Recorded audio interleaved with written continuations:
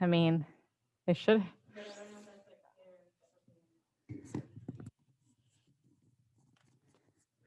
I mean, honestly, it's not fair to all of us that we're here twice in a row. Like, they better come up with some sort of.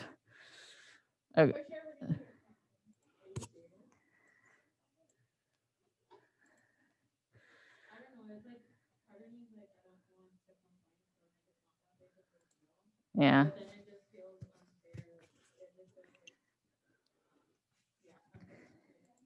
I think it is unfair because like we're spending all this time and money to get here and everything.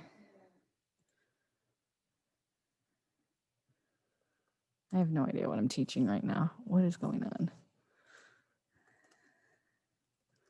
No, I just told them I got an appointment with my neuro to get a Toradol shot at quarter to 4. I was like, so I gotta go do that because.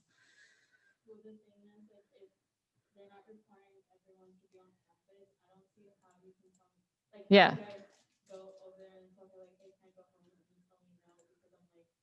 Well, yeah, because there's a bunch of people who aren't here. Honestly, if I were you, I'd probably just leave. I'd be like, yeah.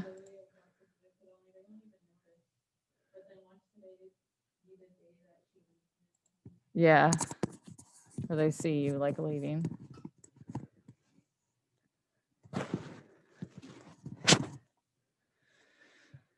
I feel you. Yeah.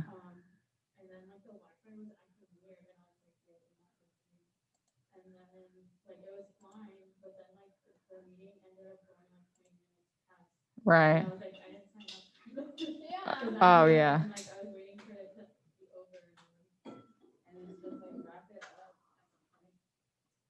Yeah, I was pretty irritated with that too, because Wednesdays my dad comes over and we always like have dinner together. So he's just like sitting in my living room waiting for me to be done. I mean, granted, I think he just like fell asleep with the cat. You know?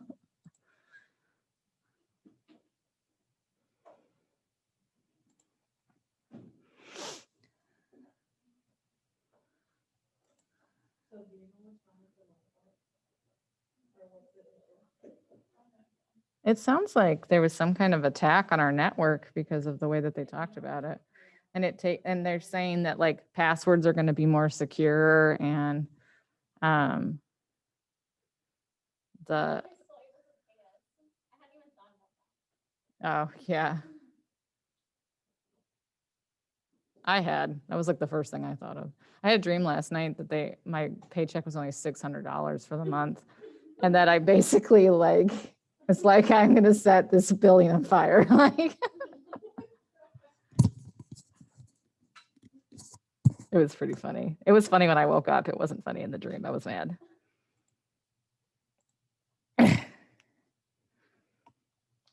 Hello, my darlings. How are we?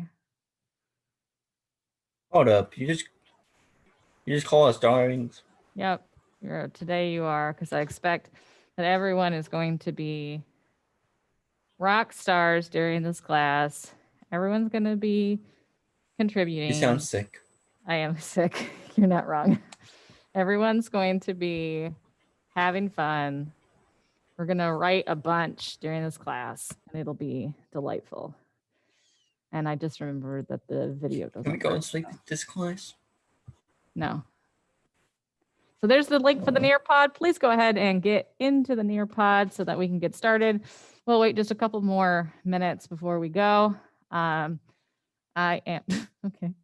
Let me find the thing that we're going to watch today because I just remembered it didn't work through the Nearpod yesterday. There it is.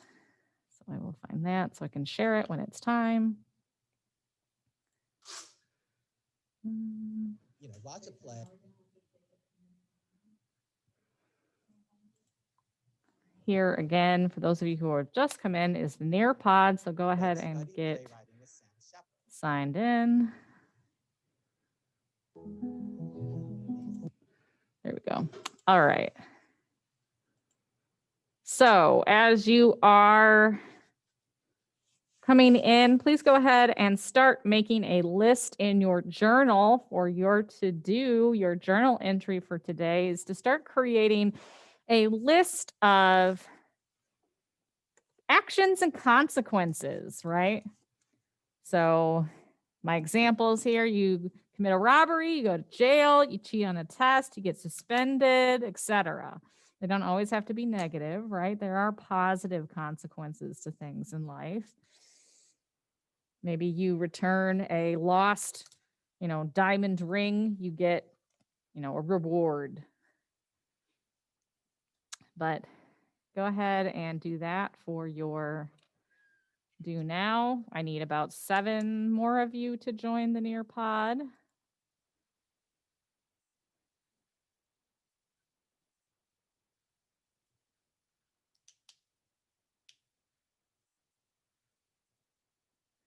I will tell you that after next week, journals are going away. So that will be the end of our journaling excursion. We're going to try something different. And I don't think any of you will be sad about that because I don't think any of you really liked journaling anyhow.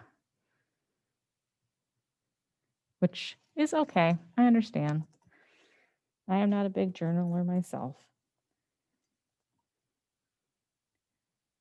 I will, however, warn you, as I reminded you at the beginning of the year, that you will have a regular journal for IB Theater if you decide to take that instead of art for 11th and 12th grades. So just remember that.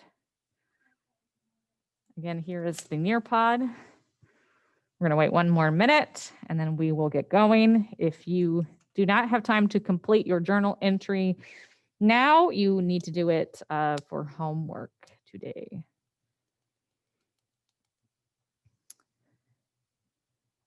Now, I just want to quickly remind you guys, if you look in Schoology, remember you picked a playwright. Those projects are due on November 9th. All right. So start giving that some attention because you've got about, 11 more days. So don't let it completely, fall by the wayside. 12 people are in the Nearpod. That means 6 of you are not. Let's see who they are.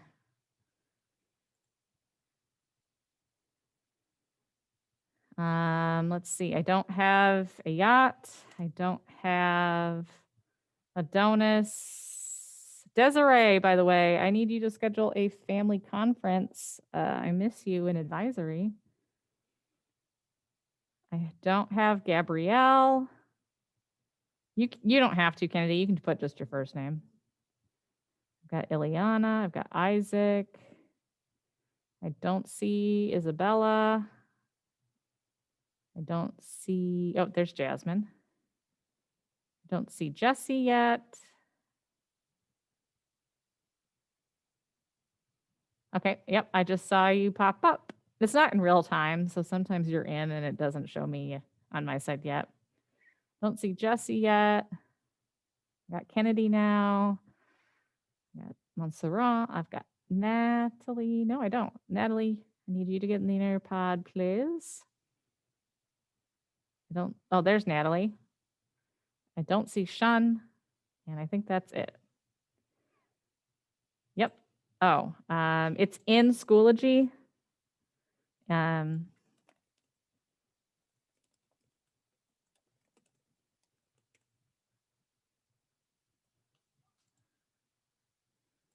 If you're to schedule our thing, it's in Schoology and it is at the bottom of the main thing. It says sign up for.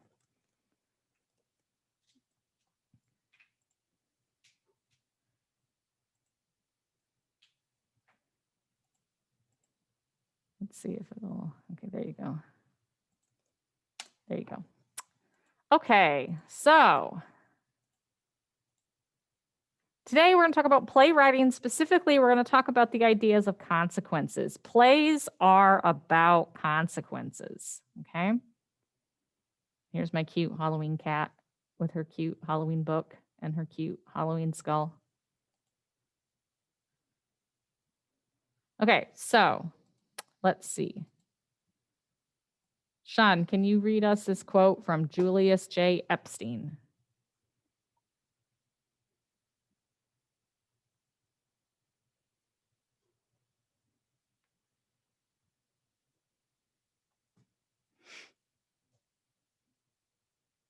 Sean, are you there?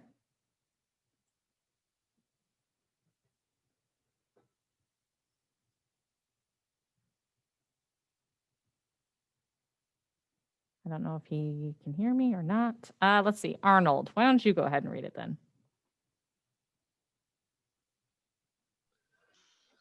Act I, get your guy up a tree. Act 2, throw rocks at him. Act 3, get him out of the tree.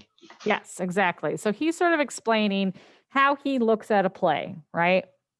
That you have your protagonist, you put him in a precarious situation, you throw a bunch of rocks at him, and then in Act 3, your job is to now get him back out of the tree that you put him in. Okay? That's just another way to think about this.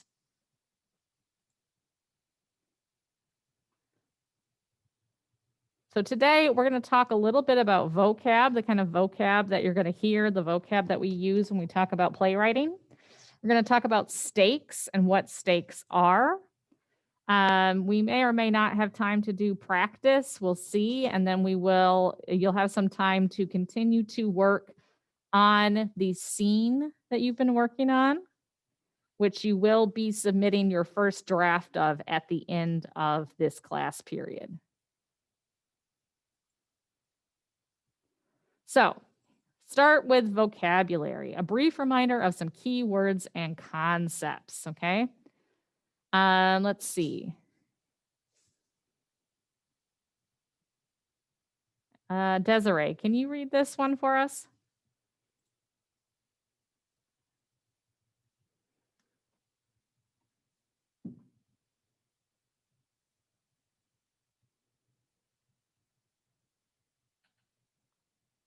Yeah, read the slide.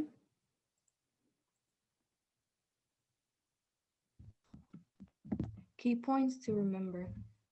Stasis, initiating event, major climax, resolution, new stasis. These are the pieces you have to have. Protagonist, antagonist. What is protagonist goal? What are they trying to accomplish or do or win to overcome? What are the relationships between the characters? Okay, good. So you have to have those pieces, right? We have to have what the world is, how the stasis breaks, the major point of emotion that resolves the plot, right? You got to have those. What is our definition of protagonist that we've been using? Put it in the chat, or you can come off mute and tell me.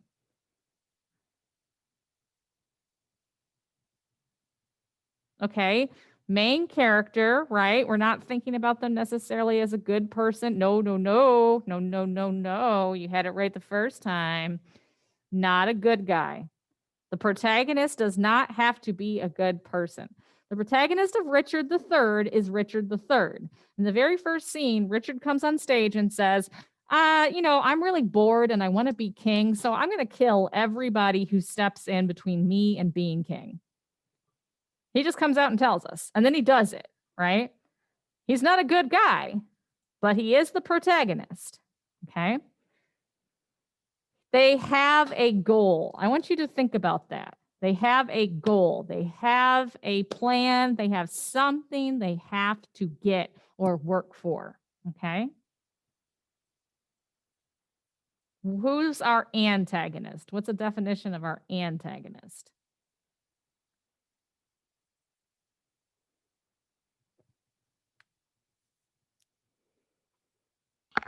Somebody who disagrees with the protagonist. Yes. Okay. So they're opposed to the protagonist, right?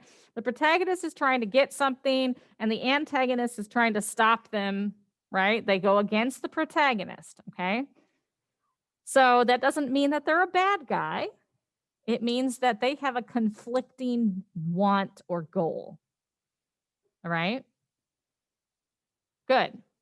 So think about, you have your protagonist, you have the person who the scene is going to be about. What are they trying to do? What are they trying to accomplish? What are they trying to win? What are they trying to overcome? Right? Those are the questions you're asking yourself. And then, what are the relationships between these characters? Good, bad? Do they not know each other? Are they complete strangers? Are they best friends? Are they mother and daughter? Right? Okay. What do you mean depends, Isaac?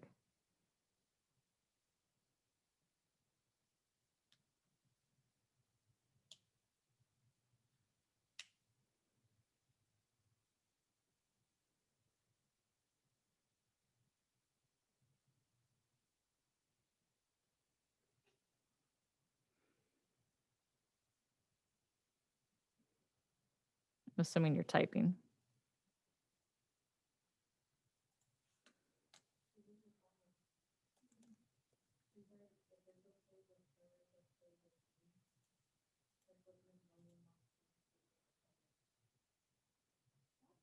Okay. So let's talk about stakes.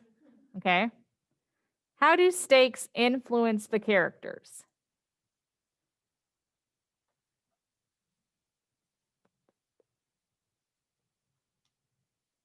Okay, so a collaborate board. I want you to, everybody to post onto this board. This is going to be your participation grade for today. If something is high stakes or low stakes, what does that mean?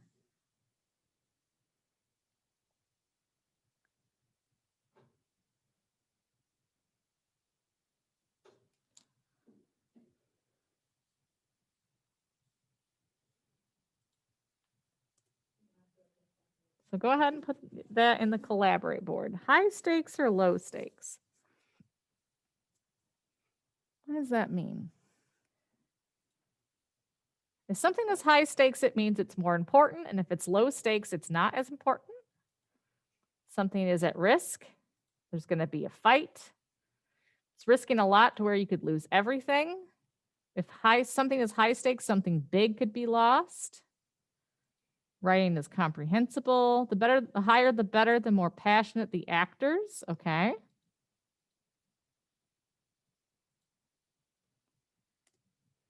What else? Yeah, let's move on to my secondary question for those of you who have not participated yet. Which one's better, high or low stakes?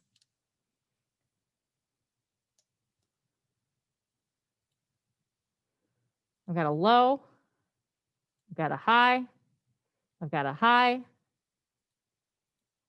I've got low, high stakes, high stakes, high stakes, high stakes. Okay.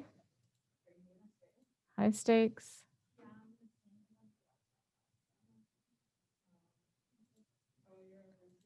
Okay. I've still got several people who haven't said anything on here.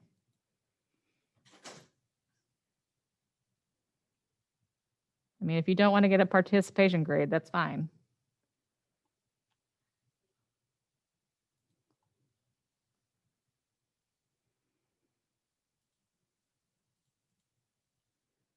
High stakes are better. Okay, good. High stakes are better. Good. Now, a couple of you said low stakes, right? But think about it in terms of for the audience members, right? I can see, yeah, I can see who said something. It shows up on my end. You guys, it's anonymous for you guys, but I can see it on Nearpod. Yeah. I'm gonna be, it means the level risk, says Gabrielle. Yeah, that's a good way of thinking about it. The level risk. Okay. So yes, what we're getting at here is, oh, I forgot this Nearpod goes crazy. Oh well, that's all right. We'll switch. That higher is better for the characters. It creates a more passionate actor, and it makes for a more interested audience, right? However, higher stakes are harder to write.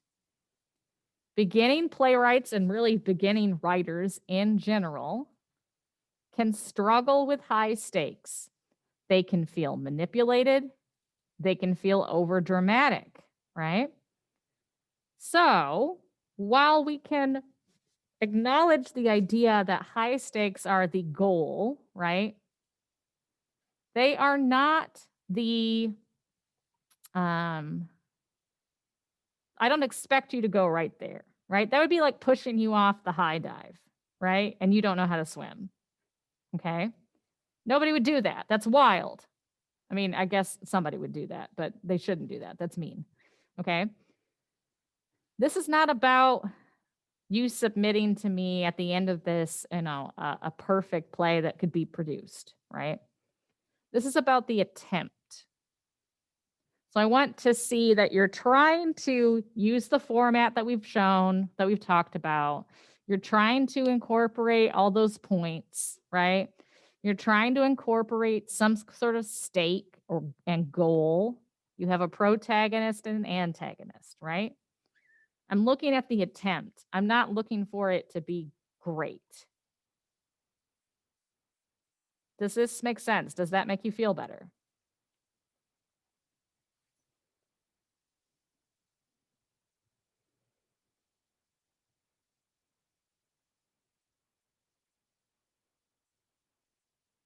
Yes, okay. Everyone else continues to be disturbed.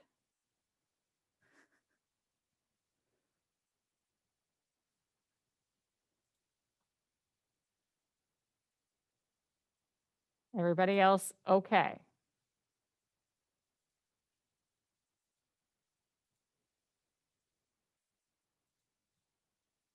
Hello, there we are. I got one more yes.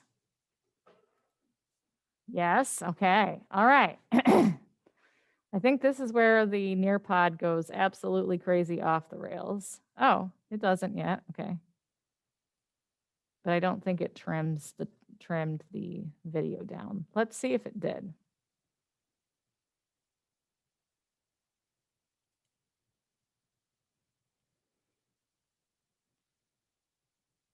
Nope, sure didn't. Okay, so let's go ahead and go over. You can, let me double check to make sure. You can close the Nearpod, all right? So you can close your Nearpod now. And I'm gonna share my screen.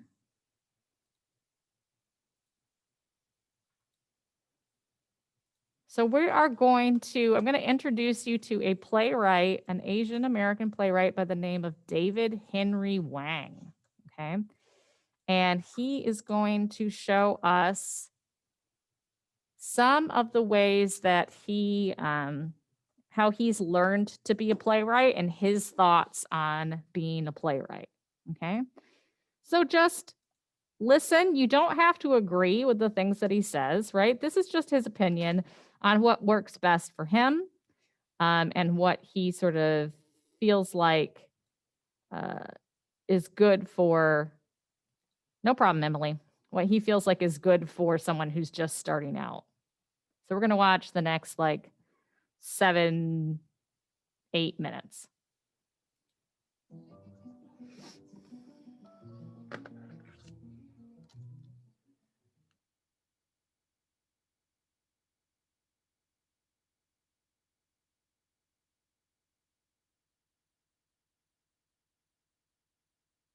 Writing with Sam Shepard. And at Pat. Can you guys hear it? Yes, no, yes, no. Okay, let me go back. Yes. Okay. Before my senior year in college, I was home in LA and I saw an ad in the LA Times calendar section which said, study playwriting with Sam Shepard. And at Padua, Sam and the wonderful. If it's lagging, here's the link. And start it at like 1915. There you go. Playwright Maria Irene Fornés, they began teaching us and working with each other to cultivate writing from the subconscious. So what does that mean? We have our conscious minds, of course, and we have our subconscious minds, and it is most likely that our conscious mind is the part that says to us, well, you're not really good enough to do this, or who would be interested in what you're writing. And the trick becomes to find a way to get beneath that conscious mind, and instead finding some place that you don't completely understand.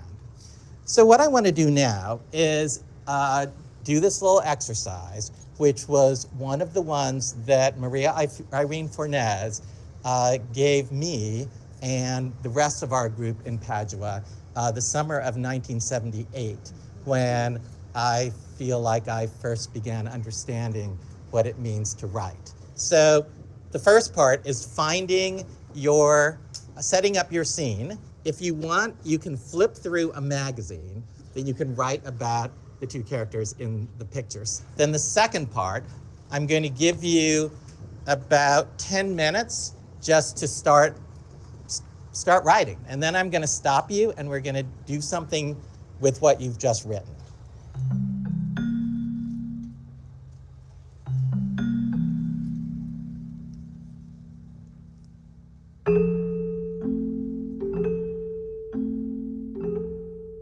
I like to have three things before I start writing a play. One is there's a question. There's something I don't understand. And so I write the play to find out how I really feel about a particular issue or question. The second thing is I like to have a vague idea where I'm beginning and where I'm ending. And the third thing is I usually have some other formal model that I'm taking as my inspiration, some other play, which gives me a sense of the type of play that I'm trying to write.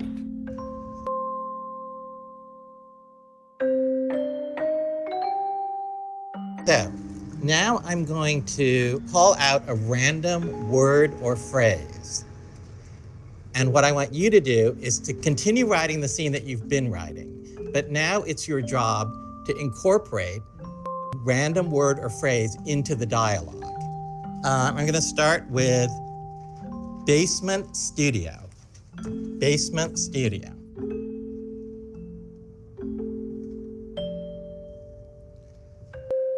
Super moon.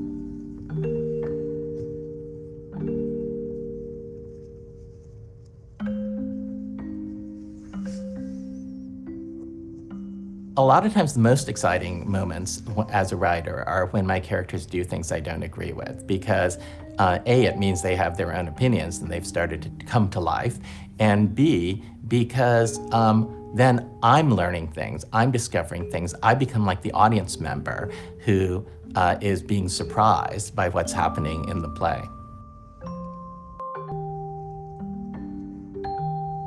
The late Nobel Prize-winning British playwright Harold Pinter used to talk about the fact you make a deal with your characters. Sometimes you do what your characters want, and sometimes your characters do what you want. So that suggests that the characters themselves have to take a kind of life that's out of your control.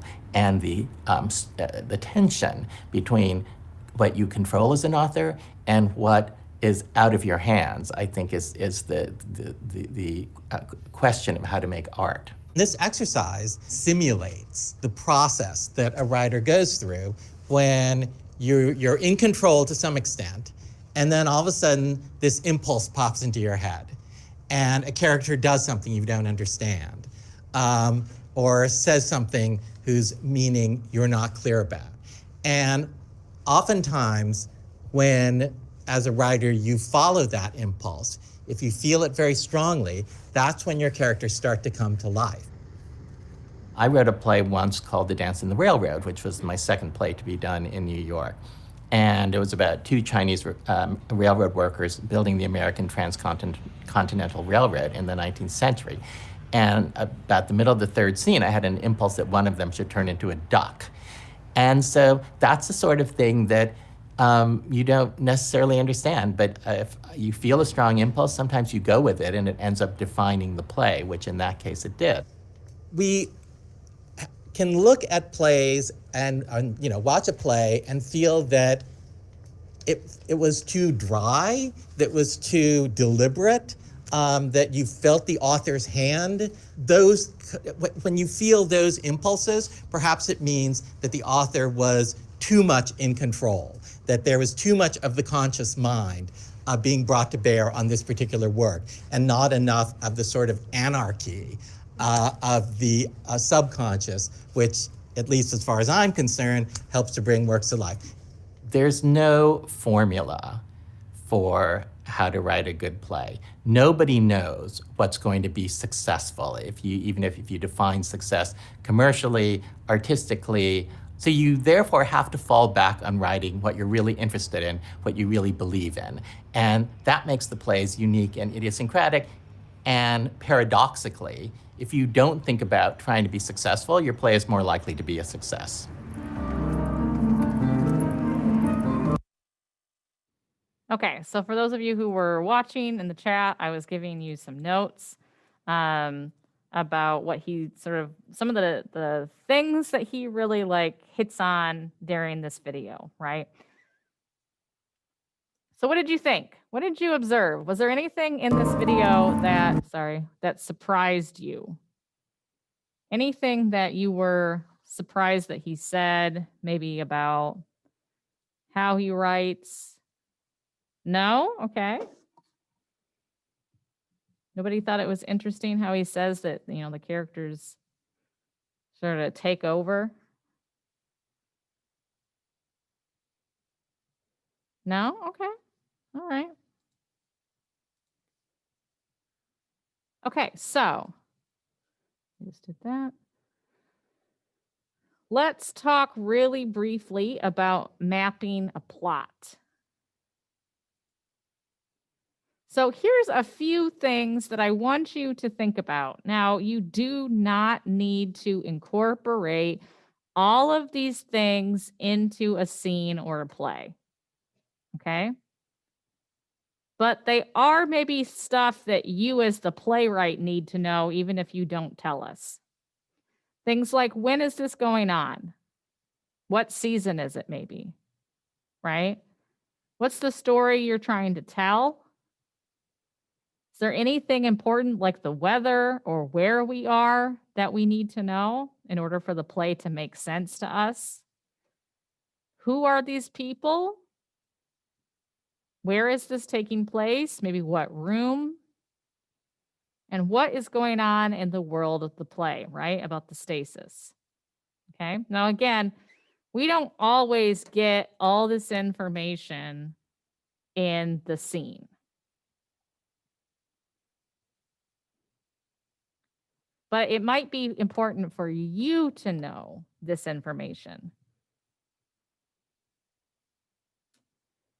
So I want to show you guys, oh yeah, here's the biggest thing though. Biggest number one rule is that you have to stop judging yourself, right? The more that you think about and judge what you are writing and what your characters are doing, the worse off you are gonna be, okay? Remember, this is about the attempt. It's not about a final polished product. So I want to send you guys a short little scene. I wasn't planning on doing this today, but based off of what I saw from the other class, I want to show you guys, if I can find it. Remember how we read the Girl Scout cookie scene? Okay. I wrote a short scene the other day, a sample scene that will show you how you can format the scenes that you're working on. Okay. So let me upload the file and then I'll drop it in Schoology too. So give me 2 seconds. file. I think it's on my computer. Wait, is it on my computer?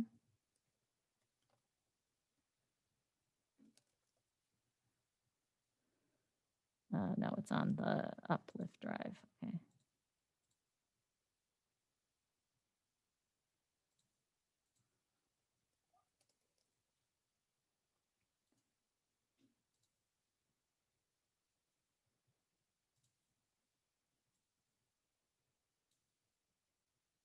Give me 2 seconds. Here we go. So I want you to take a look at this sample scene. Is it good? No. But this is the kind of thing that I'm sort of looking for at minimally what I'm looking for. Can you guys see the file that I sent? And then like I said, I'll also put it in Schoology real quick for you.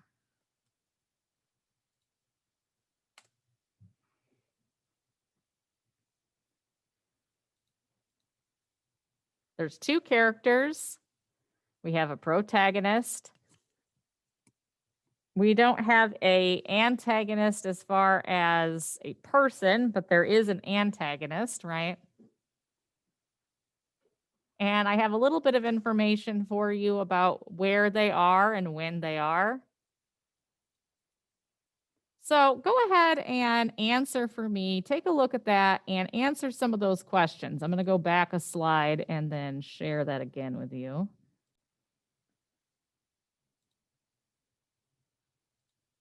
You don't see the file? Okay. Let me try. I'll put it in Schoology real quick. Actually, it's in Google. Let me put it in Google Drive and then I'll give you the link.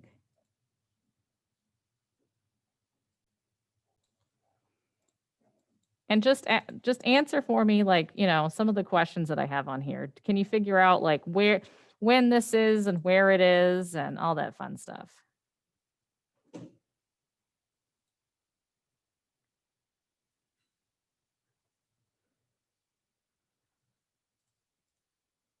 Where did it go?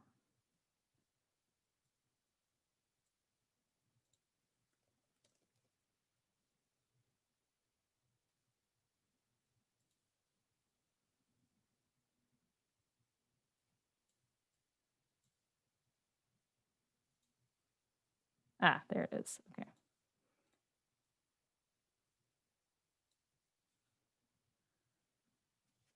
It's uploading it. It could also be the internet here. That's the reason why. Can any of you see it or no?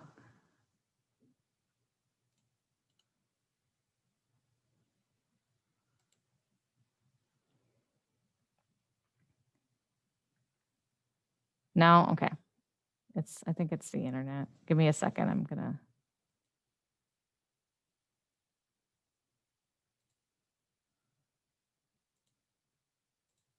Okay.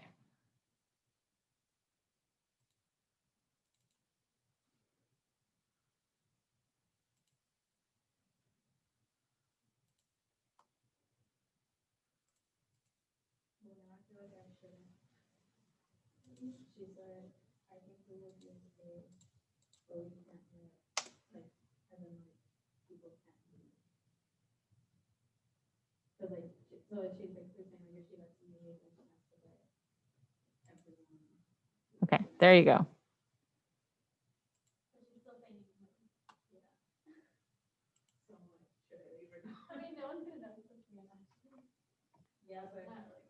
So go ahead and take a look at that. Look at those questions that I said about when, why, miscellaneous, who, where, what. And which one of those can you answer based on this little short scene that I wrote? You can also save this scene to help with the formatting of your own scenes.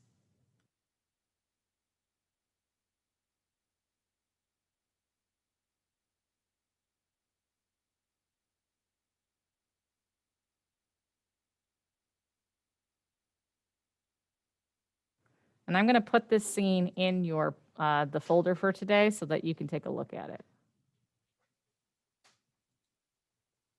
Okay, good. So we've got an identifiable character with a short description of her, right?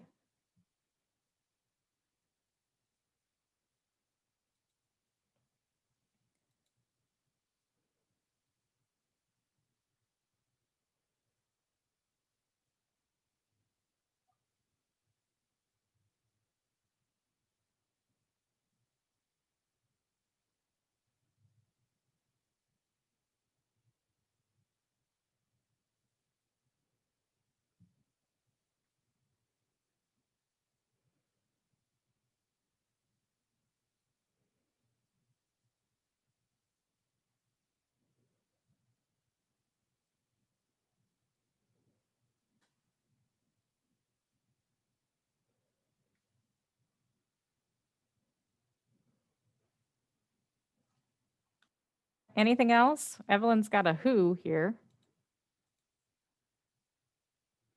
Any information about when we are? Okay, so we know we're at a bus stop. Okay, so there's a where. Any info about when or the weather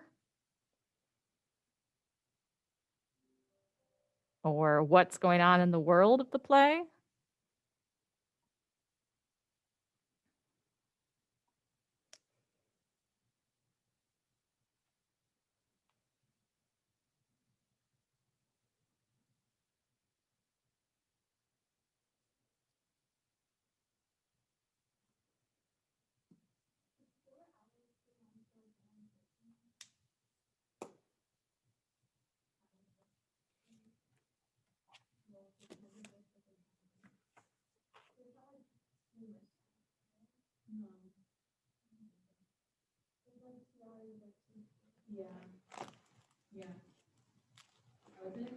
Okay, so sometime in the morning probably, says Natalie. Yes, that's correct. I mean, you can infer that, right? That it's probably in the morning. Some of these answers are your interpretation of what I wrote, right? I don't give you concrete answers for most of these. There is a more, or potentially a more defined where. We know we're at a bus stop, but there is a name of a city specifically. There's some hints as to when this might be.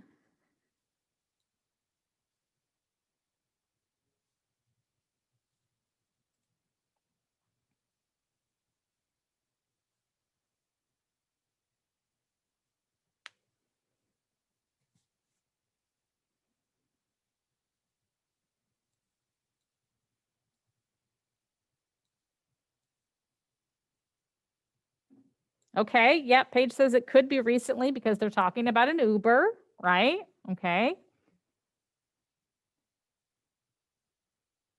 Chicago. All right, Natalie found it. So it could definitely be in Chicago because she says she works at the Bank of Chicago, right?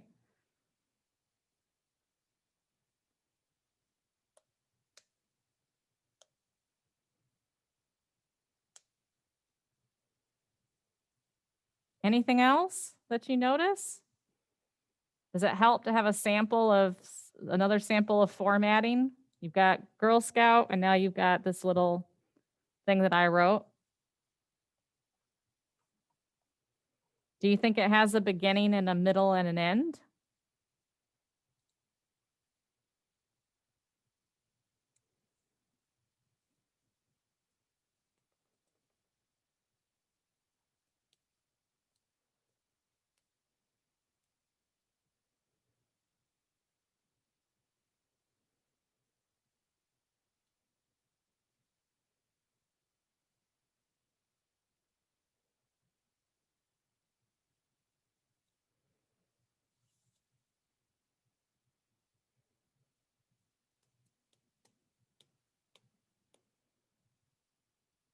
Okay, so somebody doesn't want to be late to their first job interview. It's a guy, right? Who doesn't want to be late, but that's okay. Yep. So that's something that's going on in the world of the play, right? For sure.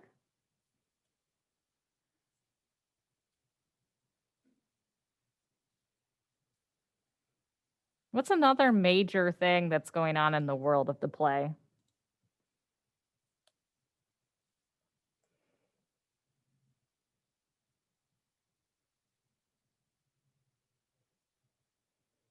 The bus is late and they both need to get to work. All right. So we know that part of this is part of the reason why the scene crashes is or the scene happens is because there's been a crash, right? If there wasn't a crash, then Marcia would probably already be gone and they would never meet. Okay. So what's their relationship? What's the relationship between these two characters?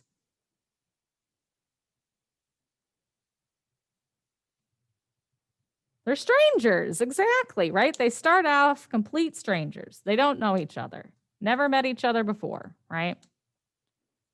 Okay, good. So is this helpful? Does this help you get an idea of sort of the types of scenes that, we're starting out with, okay? Doesn't have to be some sort of long, drawn out, complicated thing. Now, does this scene have a beginning, a middle, and an end?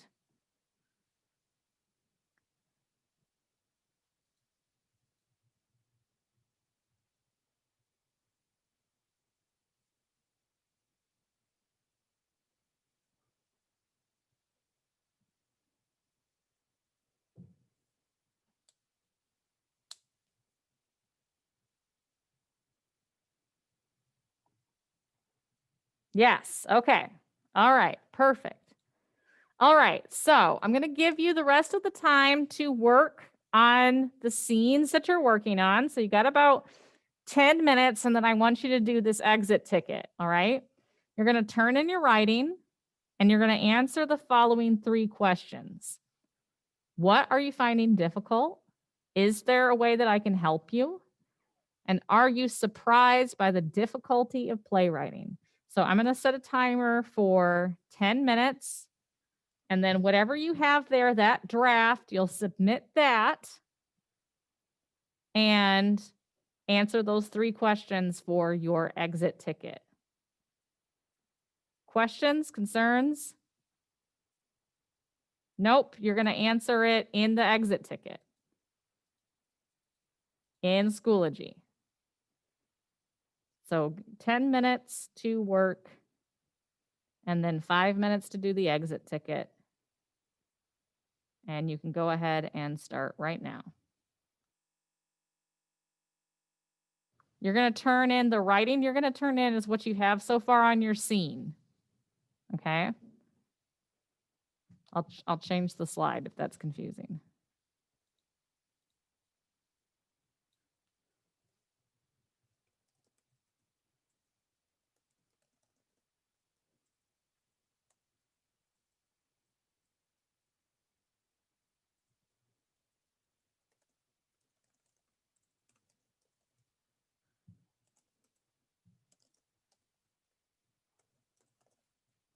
There.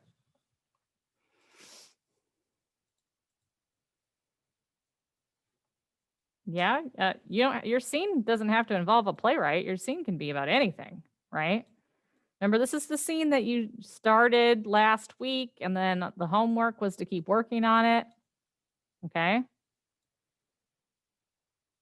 You're writing the scene.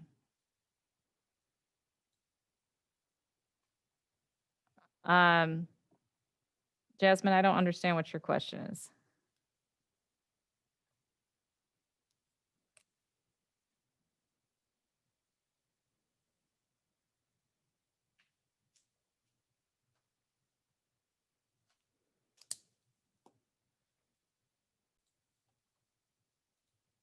Oh, no, let me delete that. I want you, oh, wait, I did do that, didn't I? Let me rename that to exit ticket, because that's what I want. I want you to put this stuff in there. Yeah.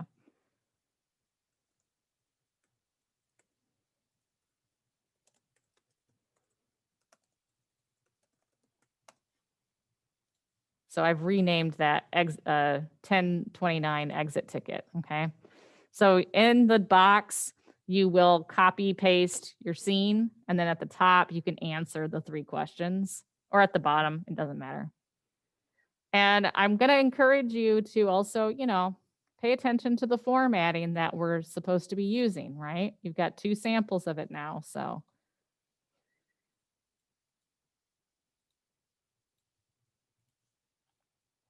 and don't worry if, you don't have a complete scene right now. You're just turning in whatever you've got so far.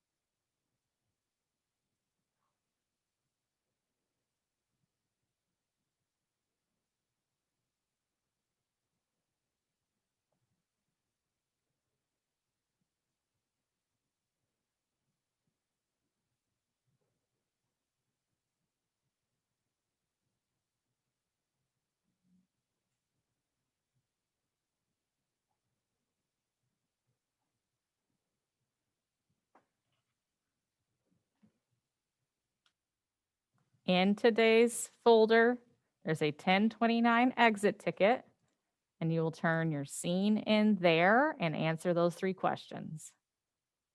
Just as it's hopefully, can you guys see the PowerPoint? So it's going to be in Schoology.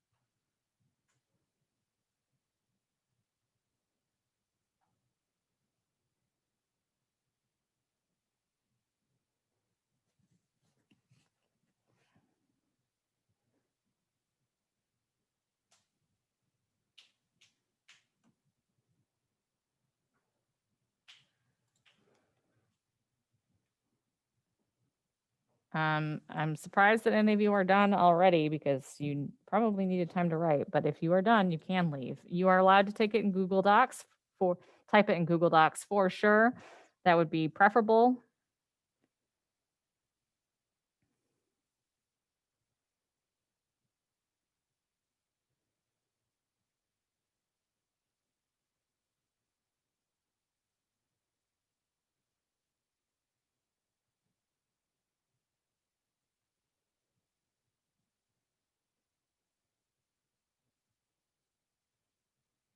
Let me take a look at it, Sean. Oh, yes, Jasmine. I'm sorry. Yes. Yes, you do not have to have the whole scene finished by the end of class. It's just whatever draft you're on, right? So don't feel pressured to like have the whole thing done. Just wherever you're at with your writing, just so I can take a look at it, so I can give you some concrete feedback, like about what you can do next, or maybe some idea of, formatting, all that fun stuff. Sean, let me take a look for you. Did you look at the... Oh, you were done on Tuesday? You were absent this Tuesday? It was just a work day because the internet went out. So if you're done, please submit your draft and those 3 questions to the exit ticket, and then that's it for me.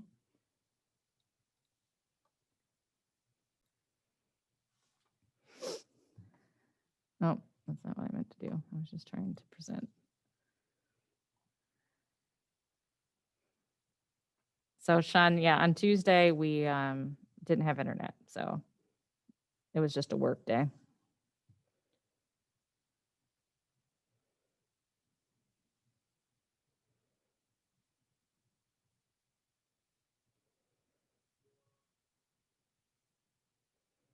Okay, I will unsubmit it for you so you can do the 3 questions.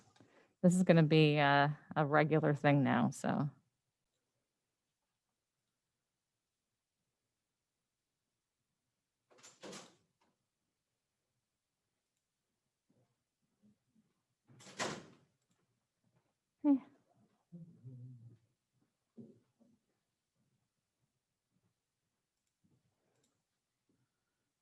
Oh, that smells good. All right, you can go ahead and resubmit, Tajay. And add your 3 questions on there.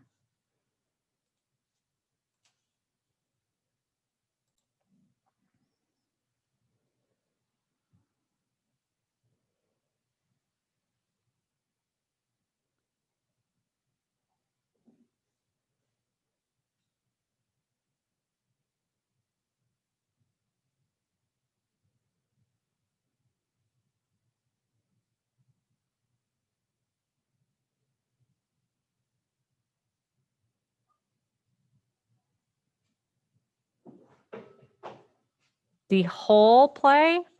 So the whole short scene is going to be due. I think it's actually in. Maybe I didn't get to your guys' class yet. I'm trying to like lay out everything until November 20, November the 19th. No, 9. November 9th. Yeah. So you've got like a week and a half yet to work on it. Nope, that's your playwright project. Actually, you've got until the 12th for the short scene. So A question. Answer.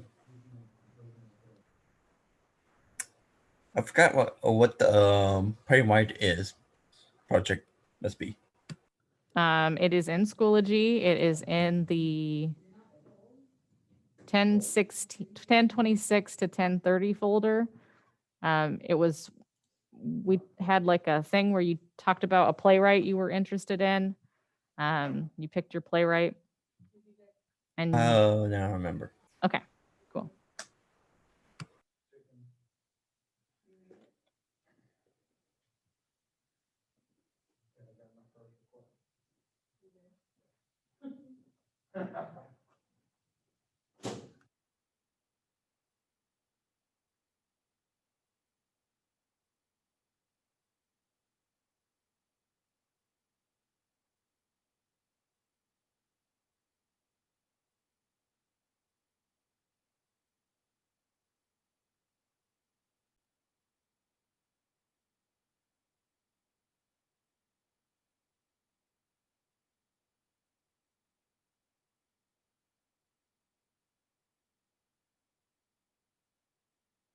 So you have about 3 minutes, okay?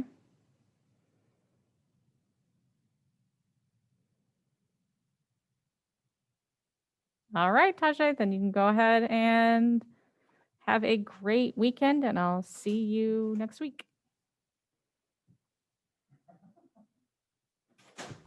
You ever try a cooked cat? No. Well, most people have it. Oh, Do you know no, what it tastes like? I don't know. Do you want to know? Not really. Why would you eat a cat? It's tasty. Mm, Every animal is tasty. Quite toughy. I don't actually eat animals. I'm a pescatarian. I eat fish, but that's it. What about pork? Nope. Don't eat pork. Cows Nope. and ants? Nope. Not to count as insects and animals. Yeah. Fox? No, it's an animal. If it's an animal, I don't eat it. Okay, How Kyler. about a Uh, tree? Sorry, Zachary. I got to answer Kyler. Yeah. Okay, you are supposed to be working a little bit on the draft of your play that you started last week. Okay. And submit that writing and answering these 3 questions. So I introduced this and you started working on it last week. And then I told you for your homework that you were going to continue to work on it.